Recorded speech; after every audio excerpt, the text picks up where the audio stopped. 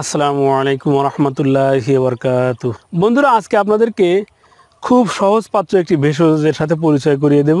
অনেকে হয়তো বা দেখেই চিনে ফেলেছেন, অনেকের কাছে নতুন।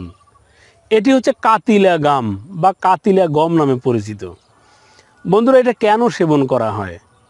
সাধারণত যাদের শুক্র তারল্যজনিত সমস্যা রয়েছে, প্রস্রাবের জ্বালা পোড়া রয়েছে, মূত্রকিচ্ছুতা। বন্ধুরা, মূত্রকিচ্ছুতা হলো যে প্রবল চাপ দিয়ে অল্প পরিমাণে প্রস্রাব হওয়া। বন্ধুরা, এই তিনটি রোগের জন্য এই কাতিলা গম একটি মহা ঔষধ হিসেবে পরিচিত। বন্ধুরা, কিভাবে সেবন করলে আপনি কাঙ্ক্ষিত ফলাফল পাবেন সেটিও বলে দিচ্ছি। বন্ধুরা, যে কাতিলা গম আমার হাতে দেখতে পাচ্ছেন, চা চামচের 1 থেকে 2 চা চামচ পরিমাণ কাতিলা গম 1 কাপ পানির সাথে রাত্রিতে ভিজিয়ে রেখে সকালে খালি পেটে অথবা ভরা পেটে পানিটা পান করবেন।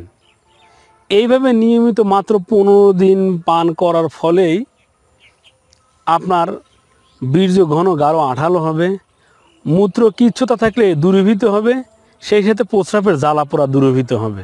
বন্ধুরা, ঔষধ নয়, প্রকৃতির দিকে ফিরে আসুন,